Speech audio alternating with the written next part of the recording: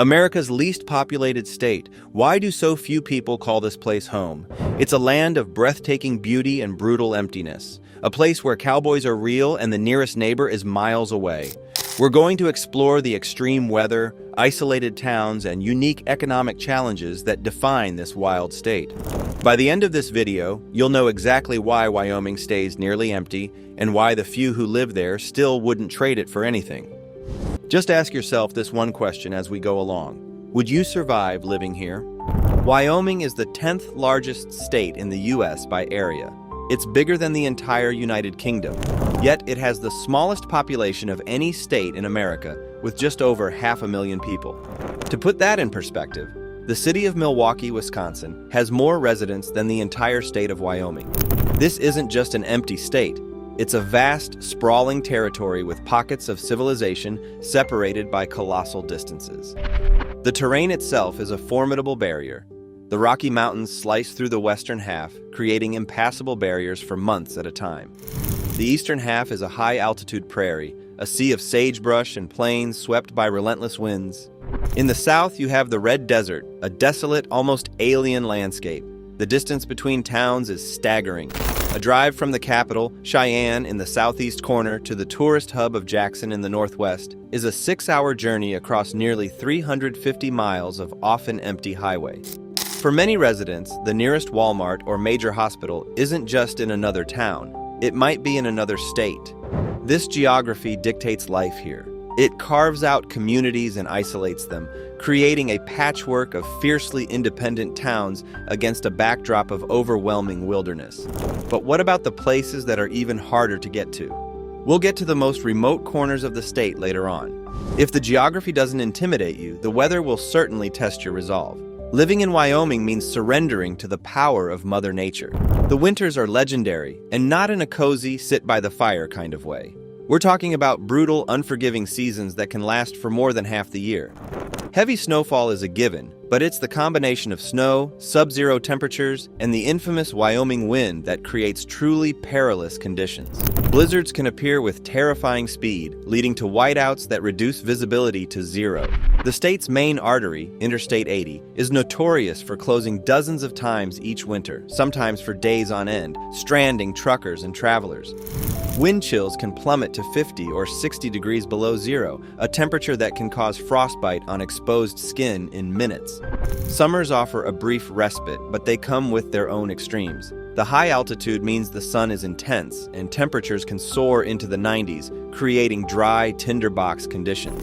But even on a hot day, the temperature can plummet 30 or 40 degrees the moment the sun sets behind the mountains. This volatile climate shapes every aspect of daily life. It means stocking up on supplies for winter like you're preparing for an apocalypse. It means sky-high heating bills. It means your travel plans are never guaranteed.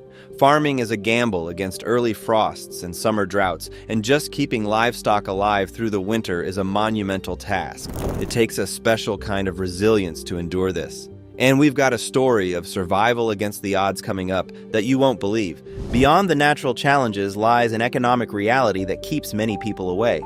Wyoming's economy is often described as a three-legged stool: mining, agriculture, and tourism.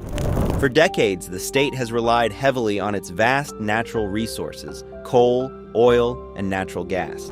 When energy prices are high, Wyoming booms, but when they bust, the entire state feels the pain, leading to layoffs and economic uncertainty. This boom and bust cycle makes it difficult to build a stable, long-term career. Outside of these industries, job opportunities are scarce. You won't find a sprawling tech sector or a forest of corporate headquarters here. Most towns are small, which means small local markets. If you're a graphic designer, a software engineer, or a marketing specialist, finding a job in your field can be next to impossible unless you work remotely. The cost of living presents a strange paradox. While housing might be cheaper than in a major coastal city, the lack of competition and the immense transportation costs for goods mean that groceries, fuel, and everyday essentials can be surprisingly expensive, especially in more remote areas. The median household income often lags behind the national average, while the lack of diverse, high-paying jobs discourages young professionals and families from moving in. Essentially, to make a living in Wyoming, you often have to work in a specific, physically demanding industry, or be willing to create your own opportunity from scratch. But the financial picture isn't all bad. We're about to reveal the hidden cost of living here, and it might not be what you think. Now let's talk about the most profound challenge of all for many people, the isolation. This isn't just about being a little far from your neighbors. It's a fundamental aspect of life that reshapes your entire social existence. In many parts of Wyoming, your nearest neighbor could be a 20-minute drive down a dirt road. The town itself might only have a few hundred people. This means your social circle is inherently small. The amenities that people in more populated areas take for granted are often luxuries here. Forget choosing between 10 different coffee shops or browsing in a mall. Many towns have one grocery store, one gas station, and a couple of bars that serve as the community's social hub.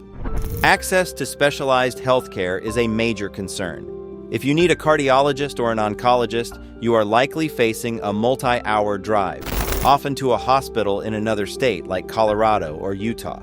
The same goes for education and entertainment. Choices for schools can be limited, and a trip to the movie theater or a major concert is a significant undertaking. This isolation has a deep psychological impact. On one hand, it fosters a powerful sense of self-reliance and community.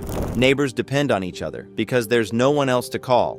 But on the other hand, it can lead to intense loneliness and a feeling of being disconnected from the wider world. Could you handle this level of quiet, this much solitude? So, with all these challenges, why would anyone choose to live in Wyoming? Because for the right person, the state's biggest weaknesses are its greatest strengths. The hidden cost is what you give up in convenience, but what you gain is freedom. First, taxes. Wyoming has no state income tax, no tax on personal or corporate income. That's a huge incentive for retirees, entrepreneurs, and anyone wanting to keep more of their money.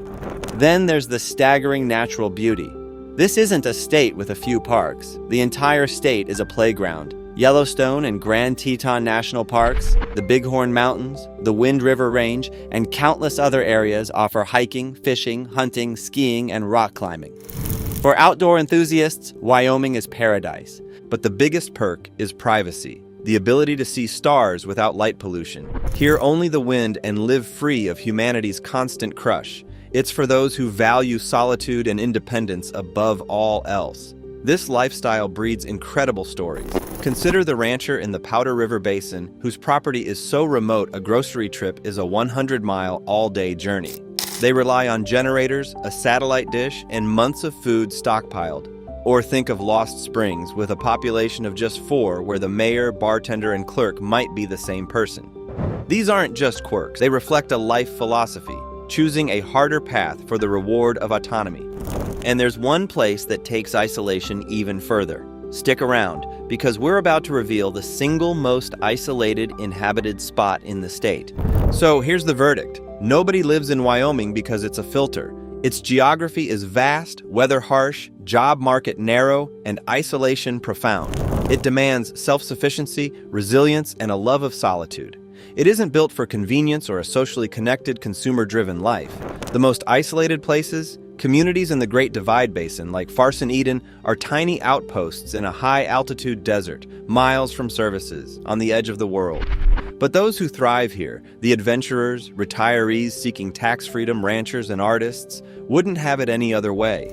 They aren't just living in Wyoming, they are surviving it, finding a rare sense of purpose and freedom. Could you survive Wyoming, or is it too wild for humans? So is Wyoming for you? Let me know in the comments. And check out this video on the 9 most emptiest states in America. If this journey into America's loneliest state fascinated you, subscribe and check out this video on why nobody lives in these 9 empty states.